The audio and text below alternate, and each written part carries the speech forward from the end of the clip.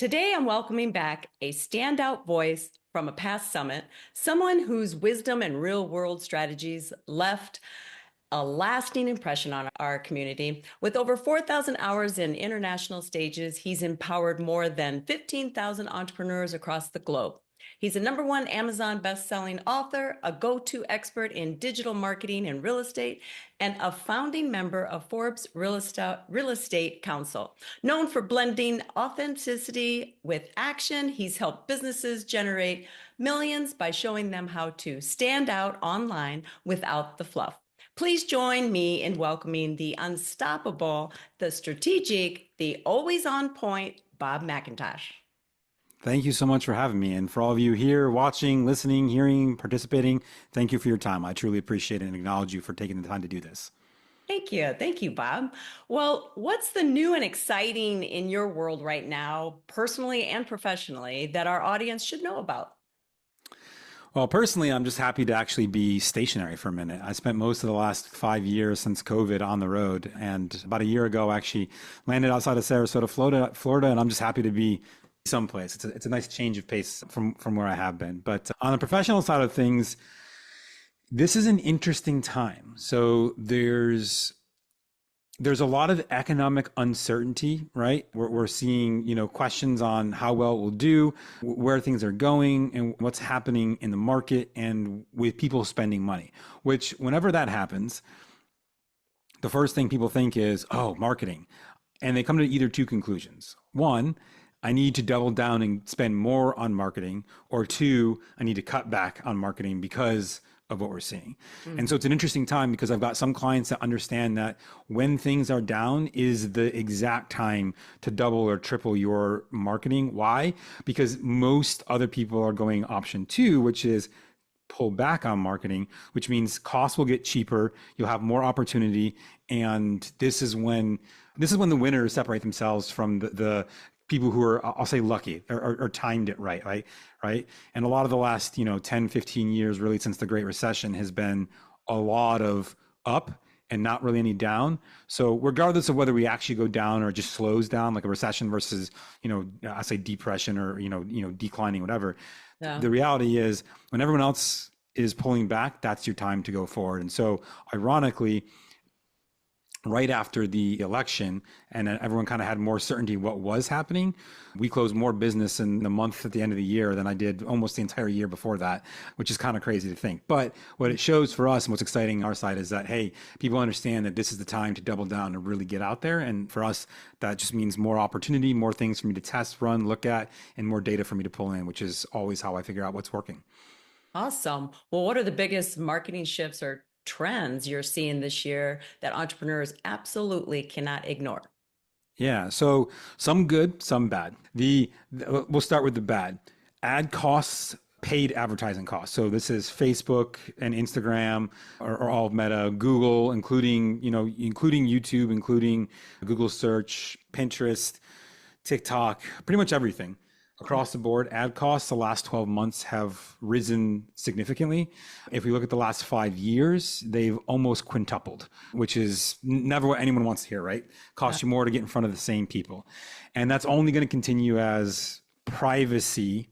And I use that with very heavy air quotes, because there is no such thing as privacy. Whatever Apple or Google or these guys are selling you, it's just their form of privacy, not actual privacy, which is probably a whole different conversation for a different time. But it's making it harder to place ads in front of the right people, which means costs are going up, which means it's costing you more.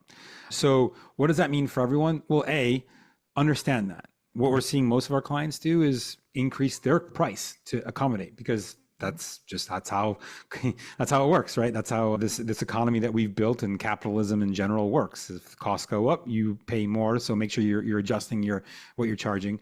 But number two, at the same time, the good news is that organic reach has never been more important and more effective than it is now. And what I mean by organic is, and we were talking a little bit about this beforehand, but podcasts getting out there. And even if the podcast is only getting 100 views or 100 downloads, right? You can take that content and cross promote the content across other platforms to drive more awareness organically. People are skipping over ads in platforms like Meta and Google more so to look for the organic stuff because they understand that it's paid. And so they're looking for that. And so the more that you can do to be out there organically, the better there is. And we can probably dive into this more, but YouTube is working super well for those who are willing to put the effort in. There's a high barrier to entry. I will not lie. It's difficult, even so much as in me as a marketing agency owner, I'm just really starting my YouTube journey now because the barrier has been high. And we've had other clients, so I haven't needed to do that. But as we look at what's coming forward, like this is the time that we're going to start making our own investment into YouTube because I do believe over the next 3 to 5 years, it will play a critical role in the most successful businesses being even more successful. Wow. That's good to know. Thank you. You've always preached strategy over tactics. What strategy are you most focused on helping entrepreneurs implement this year? Yeah, and this goes back to that the strategy is the organic. Now, you might expect me to come in here and I appreciate the way that you phrase that question, which is strategy over tactics. I'm not going to sit here and say, "Hey, do this exact thing," because if I tell you this exact thing and we record it today, by tomorrow, it could be different. The algorithm can change, literally that fast. So it doesn't help to understand tactics at a deep level in terms of knowing all these things. Understand that here's what's happened. And this is actually a bigger shift in overall trend, really for the last 10 years, but really taking root in the last 5 to 6, spawned by TikTok. TikTok was born on the idea that the best content should always float to the top, not the biggest users. Because prior to that, it was the biggest users. Your account size and followers made all the difference. And that's why you saw for a long time, go buy followers. You buy followers, your stuff will get seen by more people. And it worked because that's how the algorithm was built. Well, the algorithm has changed now. Now it's about who's got the best content. And so focus on making great content specific to the platforms that you're focusing on. And really what that means for most people is shorts. So short form content, 30 seconds on Reels on, Facebook and Instagram, shorts on YouTube, TikTok's entire platform is based on the idea of shorts. So these things, they work. Right now, look, intermix posts and content and other things like that for sure, but just put more out there. I feel like every 2 to 3 years we go in this cycle, or not really up and down, but a pendulum back and forth Mm-hmm. of quality over quantity. And what happens is at some point in time, it's all about quantity, just put things out there. And then at some point in time, it's like, hey, quantity's not working anymore, get really high quality. And look, if you can achieve great quality and great quantity, do that. But that takes a lot of effort and energy, more than most people are willing to put in and have the time and money to put in to do. And right now, in the next 12 months or so, I really believe quantity is going to win. Now, don't make crap just to make crap. Don't just post on social media to post on social media. Be intentional about it. Figure out what your audience cares about. Share stories, information, knowledge, execution, or things they can execute on to help them. But post more, right? Like just get more stuff out there. The great thing is most of this doesn't require a lot more. Like, it's not like, with the exception of YouTube, I don't need to go create 10, 15 minutes of content for a social post on Facebook. It's 30 to 60 seconds. So we can create a lot of stuff very quickly, which is great. But focus on just creating more content and being more visible. This will help your brand and ironically will drive your ad costs down, will drive awareness up. And by creating this content, you actually build the ability, if you want to do paid ads, to use your organic content to drive viewership at a very low cost, which will then ultimately drive down your conversion ads cheaper. And so to explain that just a little bit more, I can pay 0.2 to 0.7 cents per view of video on paid advertising that already exists organically. So less than a penny for each view for one person to view. And by the way, I consider a view what we call playthrough, which means they watch at least 70% of my video, which is a large amount of it. Yeah.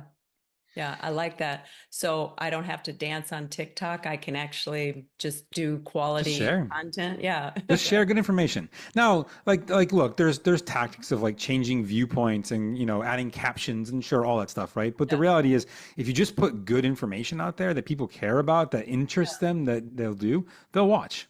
Yeah, I like that. I like that. AI is changing the game. How are you using it in your business, and how can small businesses or business owners start without getting overwhelmed? Yeah, AI has definitely been a game changer. In fact, I just read a post the other day of this entire, it was a 10-person coding team that all got fired because their job was replaced by one guy and some AI tools. Here's what I'll say.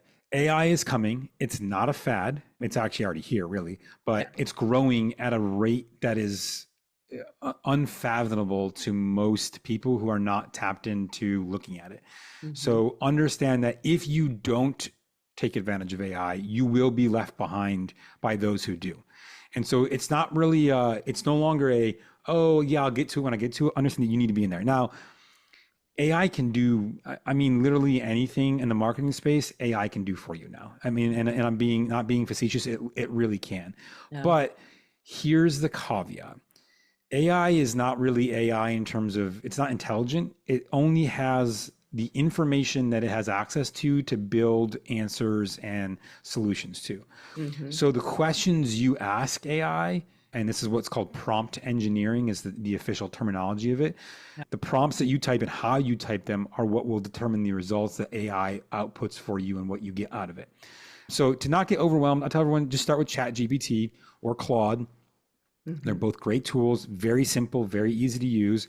You can get going. I would recommend the paid accounts. They have free versions, but the paid ones are just they're just better and they're cheap. It's like 20 bucks a month, right? Invest the 20 in your business to get into it and start playing with it and just have some fun with it. You know, see what it can do. Ask it to do some crazy stuff and see the output. The more that you ask it to do things, the better you'll understand how it works for you and where to focus in on what you can do. But understand that if you're not already using AI, your competition is, Hmm. right? And they will leave you behind very quickly just because the scale and the savings of time alone that AI allows Hmm. is better than ever. So perfect example, we take all of our clients at our marketing agency and I feed all their websites, all their blog posts, all their emails. I feed everything into AI. So now it knows what the company's all about, how they sound, what they talk about, everything. And so, for example, we did a March Madness campaign, one full month, 3 emails a week. So we had 12 emails that had to be created. Normally, that would take a week for us to write 12 great emails. I Hmm. had AI spit out 12 emails in less than 3 minutes, and my team had to then go in and edit those. They weren't perfect to start with, but we got that done in about 2 days, what would normally have taken a week to do. So Wow. understand that like the pace at which things can happen is so much faster, and that's how you will be left behind. Not because you can't do better than AI, but because AI will take the heavy lifting off of the bottom line and allow you to get things done faster. Yeah, I like that. I like it for data, like, putting in a lot of data and then it can analyze the data so much faster. Yep. So really that takes the heavy lifting off too. So I really like that part of it. You're taking an authenticity in marketing really resonated with our audience before. How are you encouraging people to show up online in 2025? Yeah, and just continue to show up authentically. You putting out a video that you shot in your car that's, badly filmed and bumpy is going to be better than a highly polished video in most cases. Not necessarily on YouTube. YouTube requires highly polished, not polished, but edited stuff to work well. But on the rest of social, just show up and be you. Here's the thing. We all know we know the bullshit artists, excuse my language, when we see them, right? We feel it deep down. Even if we can't put our finger on what's off about that person, we still know something's not right. Yeah. So don't try to fake it till you make it. Don't try to impress and this, right? And then know who your audience is, right? We have another client and all their ad content was him in front of his Porsche, in front of his G-Wagon, him in front of this, like it was this, I'll call it bro marketing. And I was like, I understand that that's what you like, but guess what? Your audience is not bros. Your audience is like 55-year-old females. Yeah. They don't care about your G-Wagon and your Porsche and all that stuff. And I was like, and you're doing well with your ads as is because they're interested in your topic and your content. But imagine how much better you would be if you spoke to your audience in a way that resonated with them deeper. So think about who it is and then just do that. Don't like it's not complicated. Just do that thing. Be that thing. So that's what we're seeing work well right now. So just continue to be yourself. Well, what content formats are you loving right now? Are there any trends that are already getting stale or overplayed? Yeah, I mean, look, trends these days last at most a month, in many cases a week to 2 weeks. That's how long a trend works. So don't, like, unless you're on it all the time with the trends, or you've got I'll say a younger, Gen X, or sorry, Gen Z, social media person who's on it with the trends and they're there all the time. They know what's going on. Don't worry about the trends, right? Like it doesn't matter. Focus on good quality content, authenticity, and do that there. The other thing that we're seeing work really well right now is YouTube. Now, I want to caveat YouTube for a second. Yeah. The barrier to entry on YouTube is insanely high. And there's really only two ways to make YouTube work. Way number one is great content that you can then monetize through YouTube. And what I mean by that is once you have enough subscribers and views, YouTube will actually pay you part of the ad revenue that they generate from your videos to do that. And it can get pretty big, right? But for most of our clients, what we find is that once they reach a certain size, the monetization that they get from YouTube, the money that they get on the rev share, is about what it costs to do the YouTube strategies, to pay for the editors and the content shooting and all that, which is great. So it becomes a free form of marketing, which is awesome. But that takes time. It takes a long time, 12, 18, sometimes 24 months before you're going to see the payout from that. So you've got to be willing to go into it. That's why I said the barrier is high. You also need to look at what's working in your niche. There's a lot of editing that has to be done. If you just record a video, for example, in Zoom and then throw it up there, it's not going to resonate well. It's not going to work well, right? It requires someone who understands the algorithm and how things work. The other thing with YouTube that's working really well is make sure you have a dedicated funnel to take them down. And this is true across all forms of media, but really even more so on YouTube, which means they watch your video, they go, man, I like that stuff. I like that information. I like that content, that strategy, that execution model, that idea, whatever it is. Mm-hmm. Where do I get more? And more needs to either be more on your channel so they can watch more YouTube videos, or more should also be a link that goes to a place for you to get their information, because YouTube won't share their name and email and phone. So you need to get that from them. And then that should take them down a funnel of sequence of saying, hey, here's the next thing for this and the next thing and the next thing towards your purchase things, and go from there. That's how you get them in. And the better that you can do of that, the better it will work. But have no doubt that YouTube is not for the faint of heart. The reality is, if you really want to do it well and you want it to work in 12 months, you need to commit to putting out 5 videos a week at 10 to 15 minutes, fully edited, shot well, done consistently for 12 months. Then you'll start to see the results. Now, those people who are on YouTube will spend the most money compared to anything else.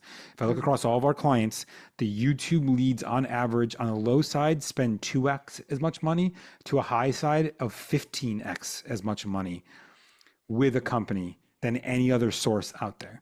So the effort is why the result is what it is, right? Because they know that YouTube will take a lot of effort, and most people are not. By the way, this was a stat from a few years ago. I don't know what the today number is, but like I think 2 years ago, only 9% of businesses across the entire United States are actively using YouTube in their business. Whereas it's something like 95% use Facebook and Instagram. So let that sink in for a second. There's 90% less competition on YouTube. And the reason is because of that barrier to entry, right? So if you're willing to put the effort in, you will see the results. Just be consistent and know that going in, you got to do it for the long term, but it will probably pay out at 2 to 15x the result. Thank you. That's a lot of great information. Yeah. I like that. What's one common mindset block you see holding entrepreneurs back from standing out, and how do you suggest they shift it? Yeah. So the biggest mindset block that I see right now is prioritizing short-term gains over long-term gains. So I'm going to tell a story of a client, good guy, love him.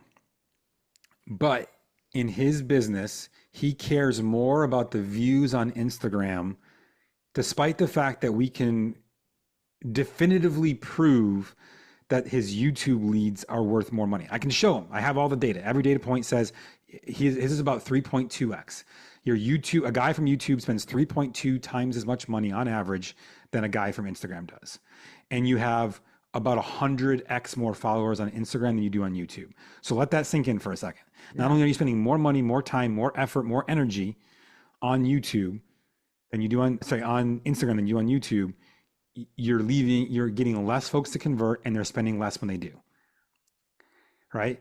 Yeah. This is the epitome of short-term gains. It's easier in his mind to create a 30-second video on Instagram and post it than it is to spend an hour between filming, thinking, outlining, and all that on a YouTube video, despite the fact that one user from a YouTube video will spend 3 times as much money as one user from, or one customer from an Instagram video. And so for all of you watching and listening and participating in this, understand that sometimes you've got to take it on the chin for 12 months to know that on month 13, your business can explode, and that's okay. It's okay to toil on something that will be a long-term play, because the long-term valuation of that will be crazy. And just one more example, just for understanding this mentality. In my own real estate business, we focused early on heavily in SEO. So from 2000, really like 11, 12 on to about 2017, we placed a lot of effort in SEO. So I'm talking 5 years. Okay. I stopped in 2017 for a lot of reasons, mainly because we weren't flipping houses anymore, and we just changed our strategy to buying rentals. But even now today, almost 8 years later, I still get leads from the effort I put forth 5 years ago, 8 years ago. I still get leads today from the things that I did back then. And when I look at our total cost of acquiring a property, right, just to give some people some context and numbers, on a high side, our cost was $2,500 to $3,000 to acquire a property. For most marketing, on a low side, maybe $800 to $1,000 to acquire a property. That's the average cost of acquiring a house. Okay. Mm-hmm. My SEO efforts, my average cost right now today is $47. So like now the first 2-3 years, I got almost nothing. My cost to acquire was multiple thousands because I was putting thousands in and not getting anything out. Yeah. But here we are 5, 8, 10 years down the road. And because it grows at scale, and that's same as YouTube will grow at scale, the effort in is the same, but the growth is not. So short term, it's going to cost more. Long term will be one of your best lead generators in terms of cost. So have that mindset of I'm in it for the long term. I like that. Well, looking ahead, what predictions do you have for digital marketing and business growth in like 2026? Yeah. What should we prepare for? Yeah. So when we look at this, here's what I see happening. And this is maybe kind of a bold prediction in some capacity, but Facebook and Instagram, in my opinion, will continue to decline in lead gen, generally speaking. They're not going anywhere. They're not going to disappear. But most of the people on Facebook are over the age of 65. So as we continue forward, the reality is there's just gonna be less of them to be on there. Like I'm not trying to sound morbid, but that's the reality, right? Instagram is failing simply because it's oversaturated. Everyone's on Instagram, and it's becoming almost annoying to be there, and it's so full of just fake stuff that it doesn't resonate with people, and so those platforms will continue to decline. Platforms like YouTube, which will increase. TikTok, assuming it doesn't get banned and killed, will, because the algorithm is just better at placing the right content in front of the right people than Facebook's is. And the other thing that I see happening is that micro influencers are becoming more important. And I say micro, I mean those with less than 10,000 followers. Yeah. That's the people that you need to reach in marketing, right? The days of like, look, there's plenty of accounts with millions of followers and they get to, check the box of, look at me, I've got, 20 million followers, and that sounds great. But there's an account that I know, for example, they have 37 million followers on the account. Their average story gets 120,000 views. 120,000 of 37 million people see a story that you post.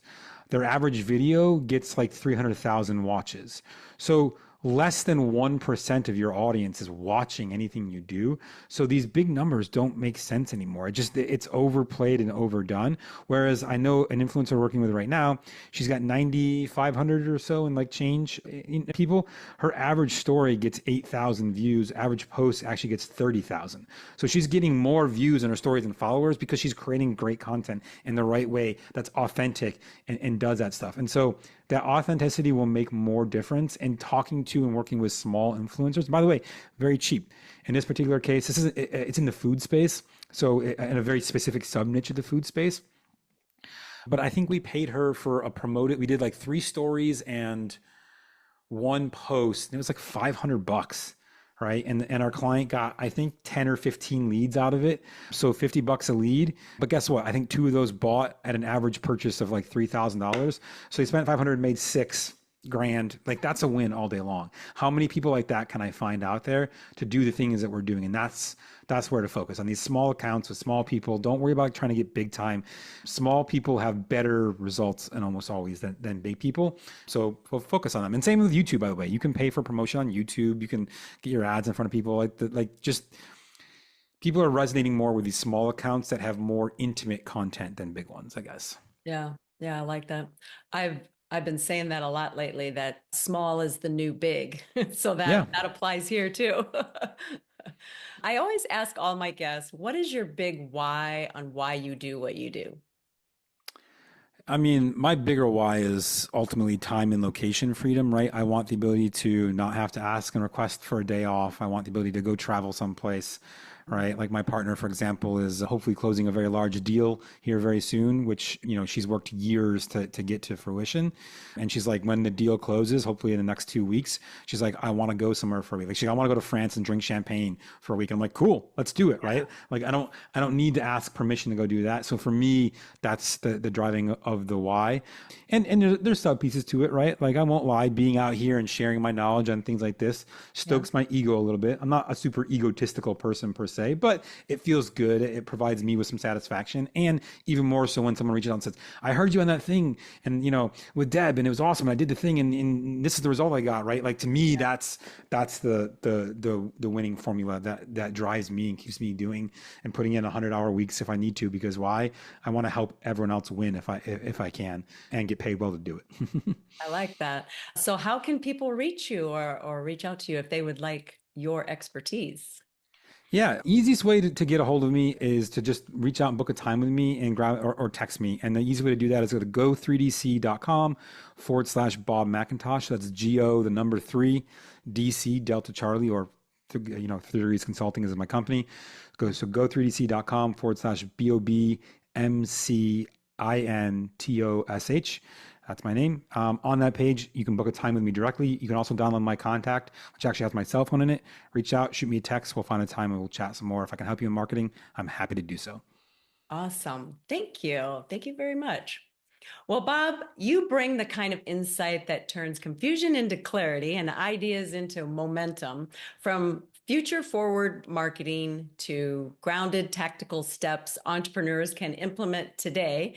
This conversation is the blueprint many needed to hear. Thank you for sharing your energy, your expertise, and your no BS brilliance with us once again. Thank you, Bob.